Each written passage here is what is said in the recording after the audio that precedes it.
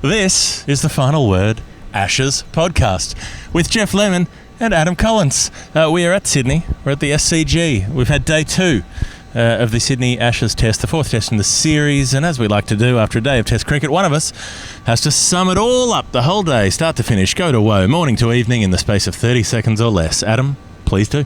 Okay, the SCG, Sydney, where Usman Khawaja's from. Cricket, which he played beautifully today. The ground, which he circled at the end, waving to every fan. Peerless, 137. Sure, he was dropped on 27. Forget about that. Today was all about Khawaja returning to the team at age 35, securing his 9th test century. Is he one of Australia's best 6 batters? He clearly is. The conversation will move on accordingly. Australia declare 416 for 8. They got 20 minutes at England before the close of play. Crawley should have been out for nothing, but Mitch Starc couldn't keep his boot behind the line, and that will mean England resume tomorrow 4:03 behind.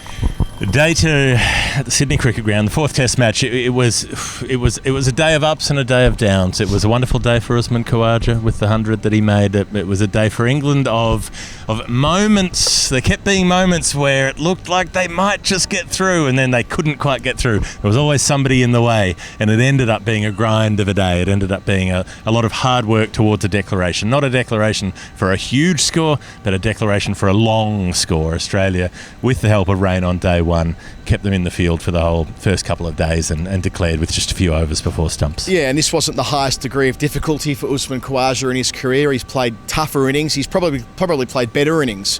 If I think about the century at Wellington back in 2016, or at Adelaide later in 2016 when he was just peerless. However, this will be the one I reckon that he looks back on in 10 or 15 years and thinks as maybe the most special on the basis that it was unexpected. You go back a few weeks and he might have thought, yeah, look, there was that outside possibility I was going to play this summer.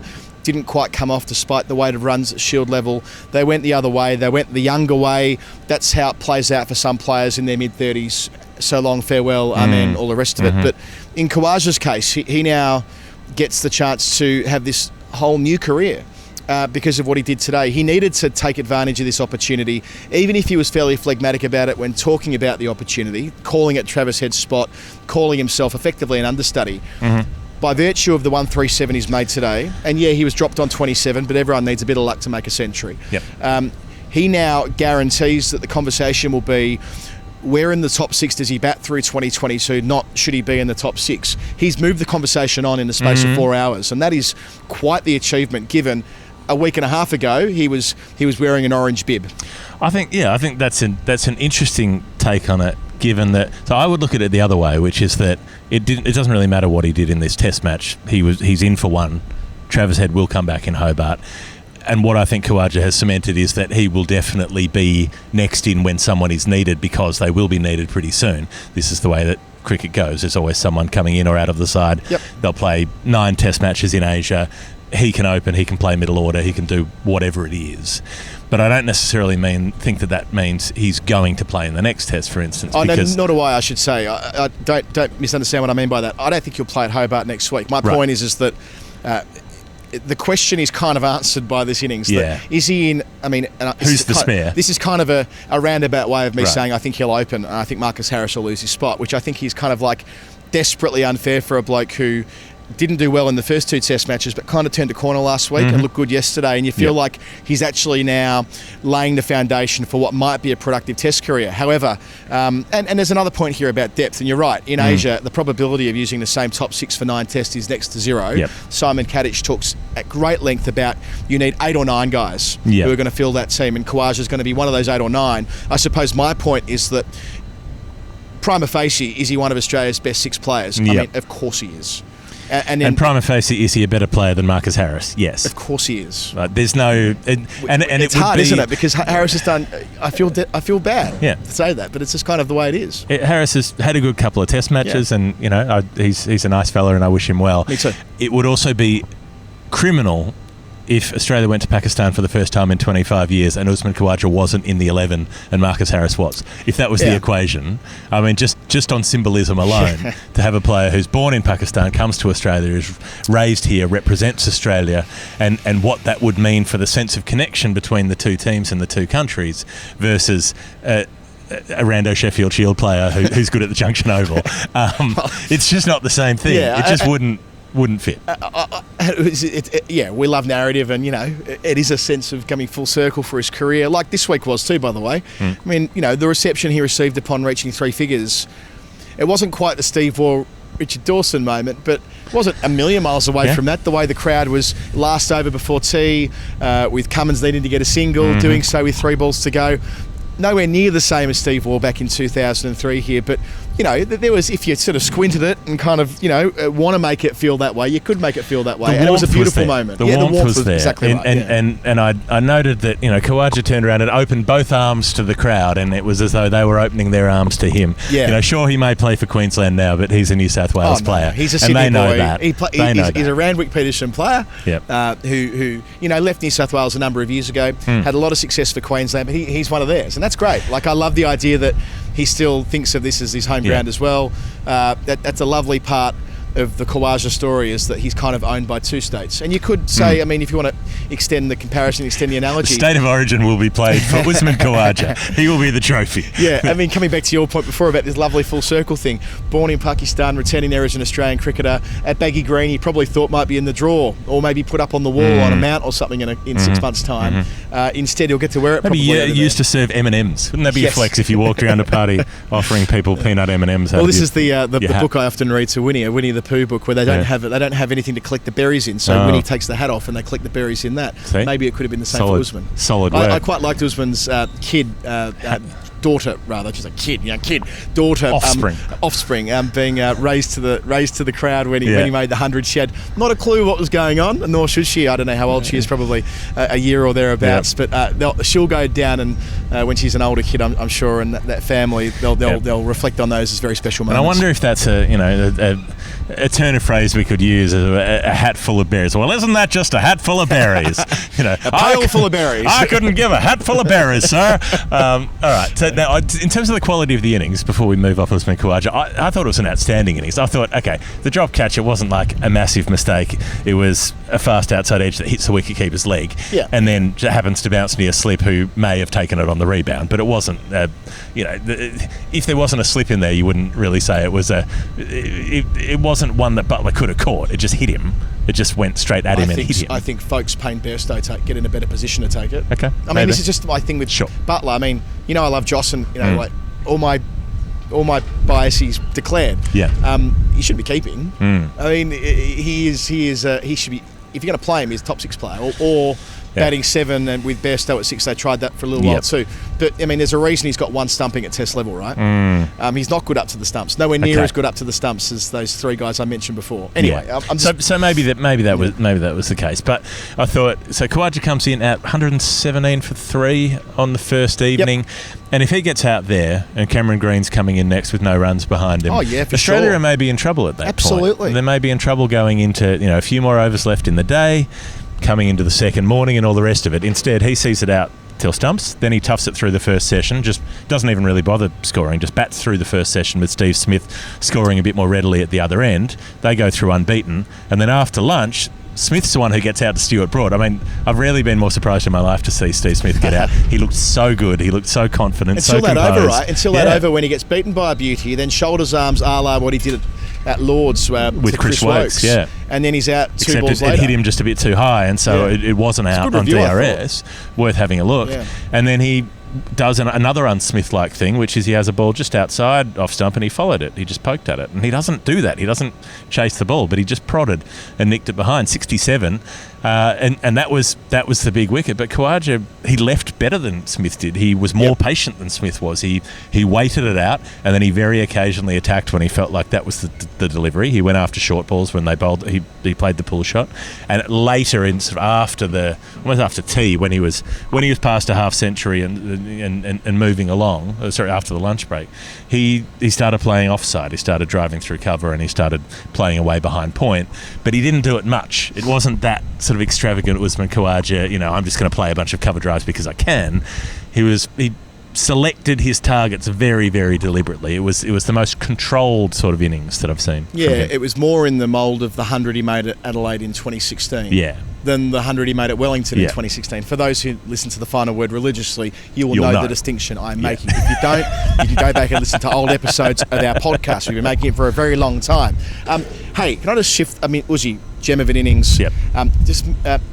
You'll note I didn't mention Alex Carey in that group of wicketkeepers before. Averaged 16 in the series. Took a lot of very competent catches early on. He's missed a couple that he hasn't gone for and probably should have. Wasn't a great dismissal today. No, very ugly.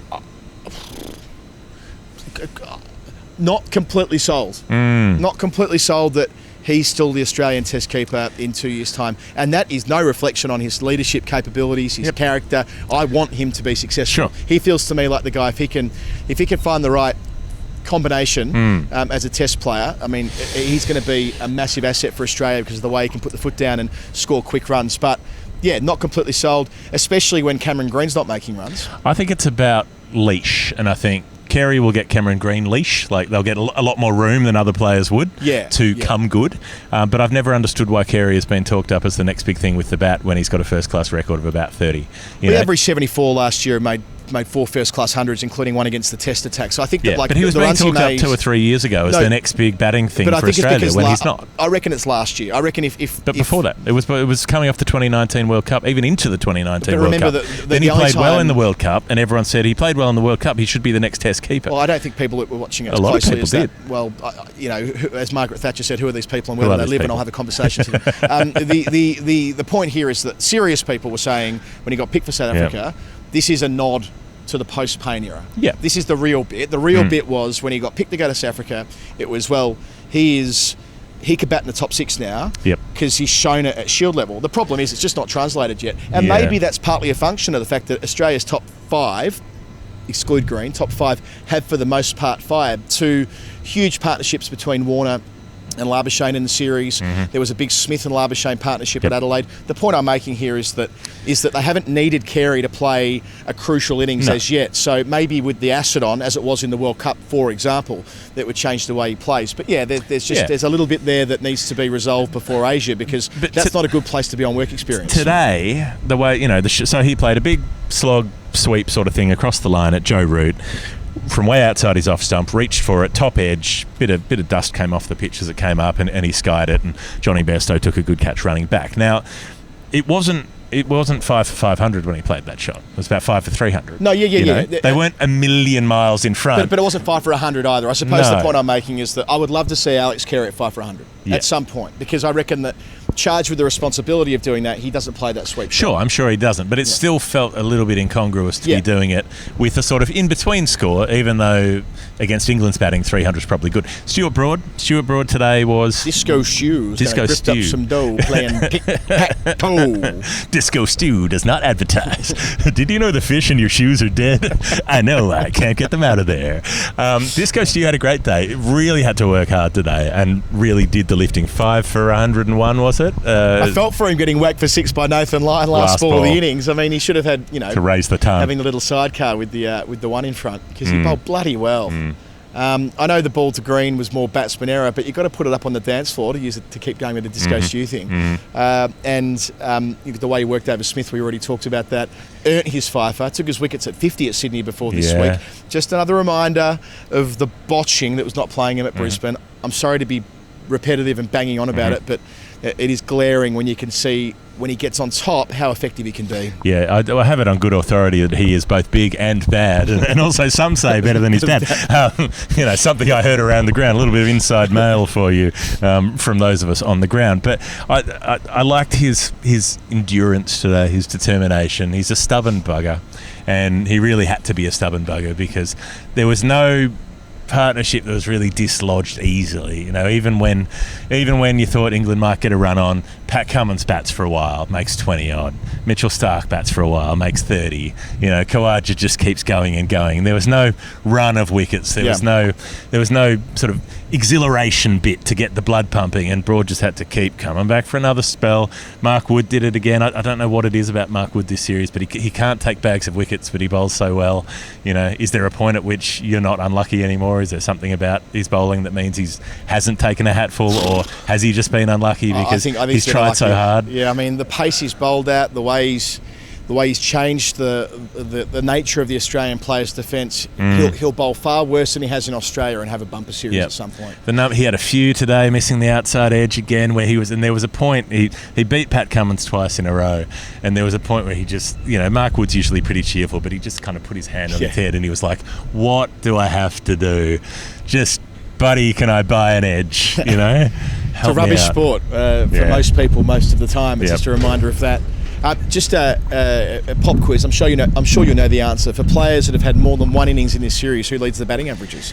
For more than one innings, Usman Khawaja leads the batting averages for all players with 137. Let's go. My bottle of water hits the floor. Mitchell Starc, 75.5. Mitchell Starc, 75.5. He's reached 20 in all bar one innings, and that was 19, I'm pretty sure. So another red inker today. Yep. He actually played quite conservatively. I'm not sure if that was by design or if that was because Khawaja was sort of leading the way, but nonetheless, just hung in there. Stark's now ahead of. I mean, this is quite preposterous in a way, but Stark's ahead of Stokes on the international all-rounder rankings right now. I don't think that's a very good measure, but it's just reflective of how Stark's batting since 2000 and let me get this right, the end of 2019 he's averaging 33 or something like that. A smaller sample size than it would have been before, but it's reflective of the fact that he had that great start to his career, averaging 30 through until the first test against India in 2017, averaged 13 for the next 3 years, and now he's averaging above 30 again. So it's just as a reminder that he's a pretty good cricketer. And Pat Cummins at 8, he took 23 balls to get off the mark. He's got a most solid defence, and you're going to need that.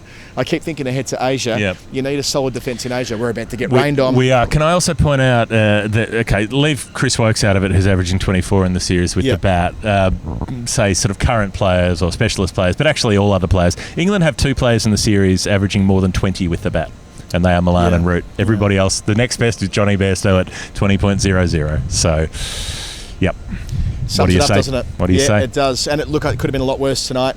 I mentioned at the start, but had Crawley... had Starc not overstepped. Had Starc not overstepped by, the proverbial bees, then Crawley's gone for naught, and it's 54 ducks for England in 2021, and they start with a duck in 2022, but they both return tomorrow. And on that, just by the way, with a really good opportunity, 2 young men trying to find their way. Crawley averaged 11 last year, Hamid averaged 18. Neither of them are a lock to play in England in the home summer. They both need to lay a marker or two. They've got 4 innings left in reality in this series. Reaching 50 against Starc and Cummins is absolutely not for nothing. Lyon as well. And Bowen, let's not forget him. So, there are marginal gains for these guys who are on the periphery of the best 11 and yet to really establish themselves. Young man, there's no need to feel down.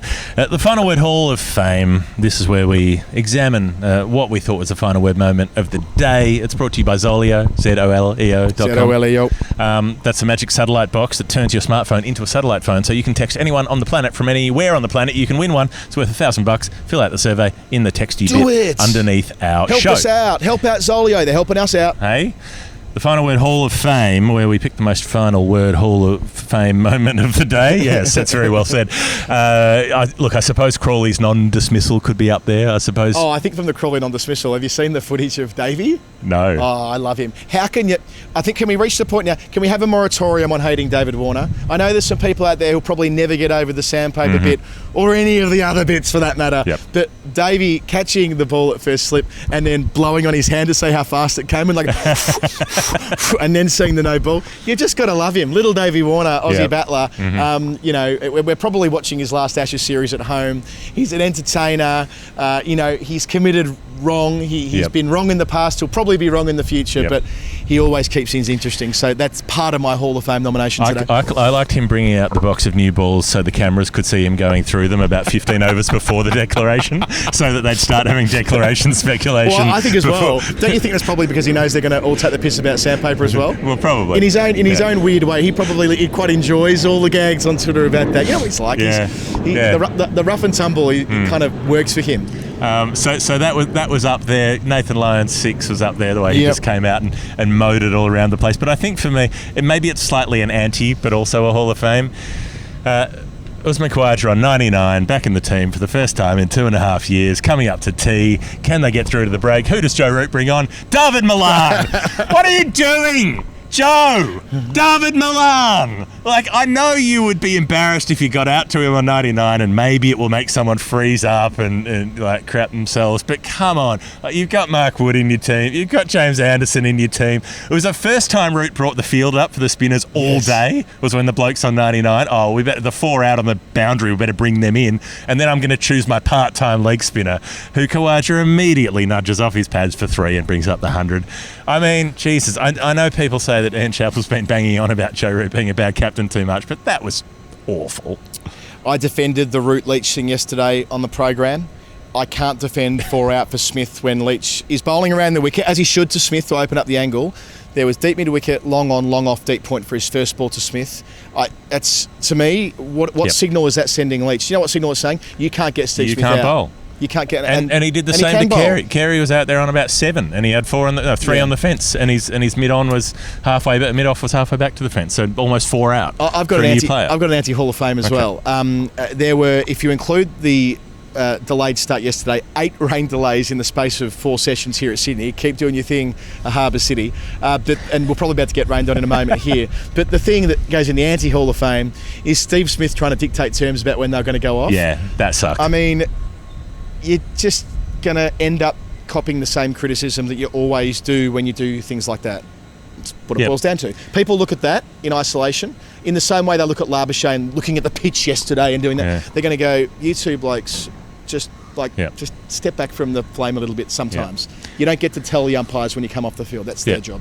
Yeah, and it seemed to be that Smith was so worried about his bat getting rained on that, like, as soon as the drop fell, he turned around and started running off. He actually started running off. At one point, he was halfway, maybe a third of the way to the rope before the umpires had even consulted. It's a dreadful look. And the rain delay was about 30 seconds, and then they took about 15 minutes to come back on. And if I can also line up Stuart Broad again for the celebration appeal, just stop doing it. He did it about 3 times today. Only one of them was out, and that was after a review. Like, come on, turn around. Do it. We have to get this law amended. It's Law 42, isn't it? Yep. It doesn't capture what we're talking about at the moment, because anyone who appeals, so it could be the wicketkeeper appealing, that constitutes asking the question. Yeah. Broad running straight out to gully or backward point to celebrate. It's not asking a question. It's him not. They've just got to tweak the language. It should be, anyway. So the bowler should have to appeal if they want a wicket off their bowling. I agree. And so if you run off celebrating, that's not an appeal.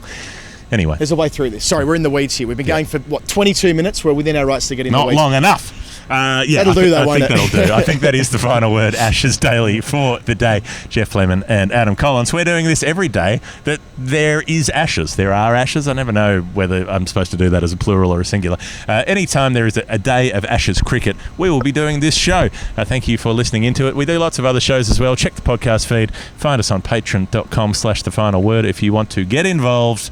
And otherwise, we'll see you tomorrow. Good night.